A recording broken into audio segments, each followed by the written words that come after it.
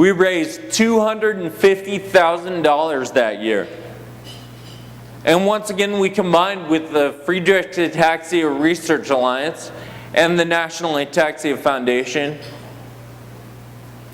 And we funded 3 research awards for $120,000 apiece. $360,000 for the Kyle Bryant Translational Research Award. Just because a guy and his family had a crazy idea and they actually took action to do it, and a lot of other people came along for the ride. So now I'm an employee of the Friedrich Ataxia Research Alliance, and I go around and I do talks like this all over the country, shoot, internationally now, right? So if you want to find out more, go to rideataxia.org and you can find out about the regional rides that we have. We're doing 4 this year, and then we'll do 5 in 2011. And it's an opportunity for anyone to get involved. My next story is the Race Across America. You guys were introduced to the Race Across America in the video at the beginning of this presentation. It was a 3,000-mile race. And our 4-person team was required to finish in less than 9 days. We biked 24 hours a day for 8 days, 8 hours, and 14 minutes. 2 of us have Friedreich's ataxia. We were first in our division and 19 hours ahead of the cutoff time. We just could not believe what we had done. But the story of this ride is all the experiences that we gained while doing it. This slide represents a few of these experiences. So in the middle there, that's Mike. He's one of our able-bodied riders, one of our friends. Down the bottom, that's Sean. You saw him in the video a few times, at least at the very end when he was being interviewed by the news there.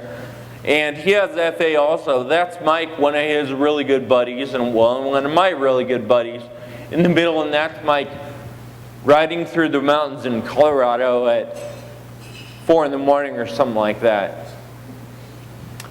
Up to the right, that's John Lockwood, and that picture represents the glory of riding through the night. I mean, you start a shift at 4 in the morning. I was a partner with John, so we split up into kind of sub-teams of 2, and we'd switch off every half an hour. So I switched off with John, and we got to see some amazing sunrises in the desert, in the middle of Kansas, in the middle of Indiana. At that time, I had no idea where we were. I just knew we needed to keep moving.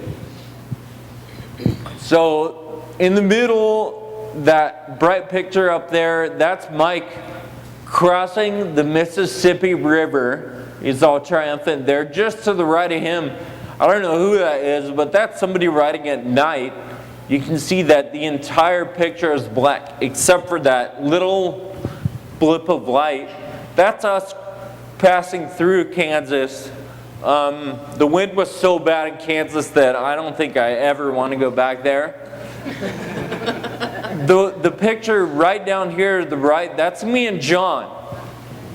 And we had just peaked this pass that was 9,500 feet. And so we're all stoked. We're like, all right, let's just take 2 minutes, rest for a second, take some photos. So we had 13 crew members with us.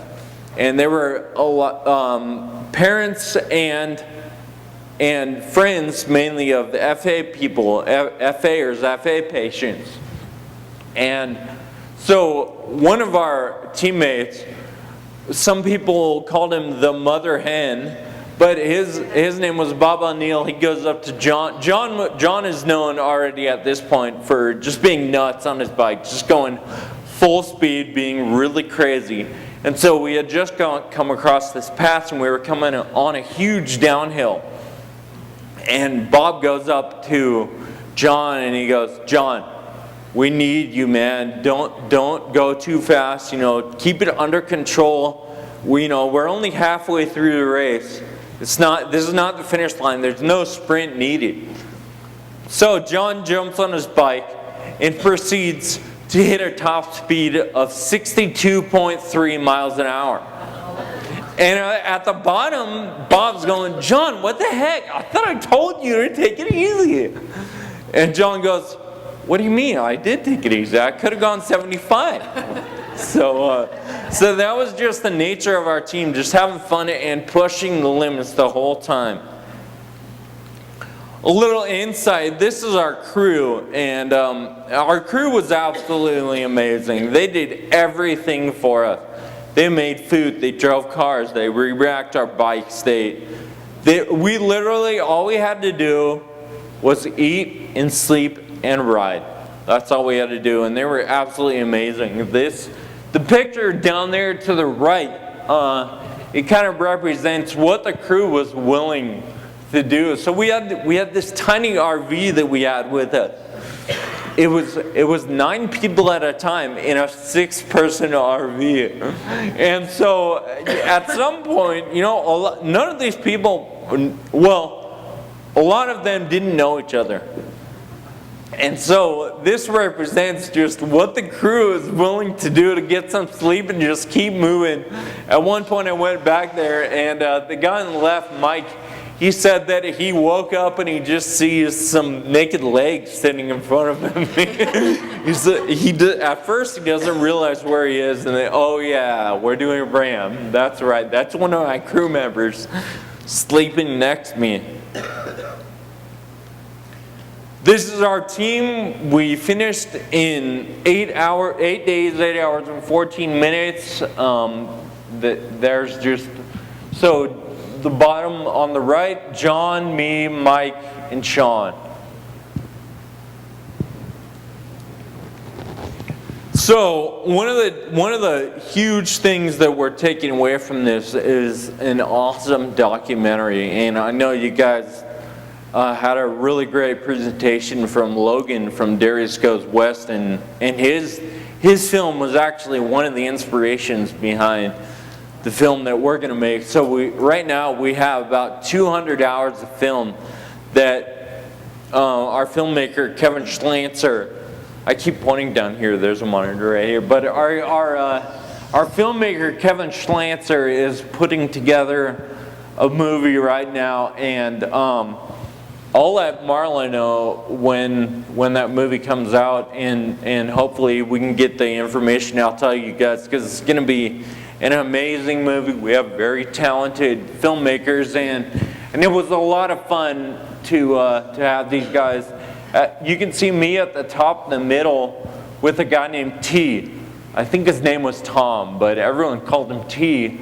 And I didn't know this guy before, but we spent so much time together that we're really good friends now, and it's really neat to see the friendships forged because of this crazy adventure. So, if you want to find out more about that, you can go to theataxian.com. This is one of the other impacts that we had on our ride. One of the other takeaways is that we just affected so many people with our actions, and these are all our people. The bottom left, that is before the race with a bunch of people sending us off. The bottom right, it was taken on my iPhone, so it's a little blurry, but that is a lot of our FA community came out to support us at the end of the race and watch us cross the finish line. So this was one of the huge things that we all took away, and it was huge to have that support and have everyone driving us further down the course there. So, whoops, that's the story of my experience with this disease. And I want to say that this experience is different for all of us. And it has to be yours. You've got to own it. I like to use the analogy of reading. If I receive a book for Christmas, or if somebody gives me a book, they're like, oh, this is the best book. You got to read it. It's great. Okay, all right, I'll give it a try. I read for maybe half an hour. I get a few pages in, and then I set it down, and I never read it again. And it sits on my shelf. But if I go out and I find a book and I go, oh, this looks like a rad book, I should do it. I find it on Amazon, I pay the money, I wait for it to get shipped to my house, I open the box all excited, and I read that book. And it's only because it was my decision. I wanted to do it. I wanted to find out what was in that book. And it's much the same with any situation we approach. It's got to be yours. You've got to own it. You've got to decide. You're not going to get very far on the opinions of your friends, on my ideas. You're not going to do it. It's got to be yours. On your parents' ideas. Sorry, parents, but I really think that you have to own it. You have to own your situation and make it what you can and take action to make it better. Thank you very much.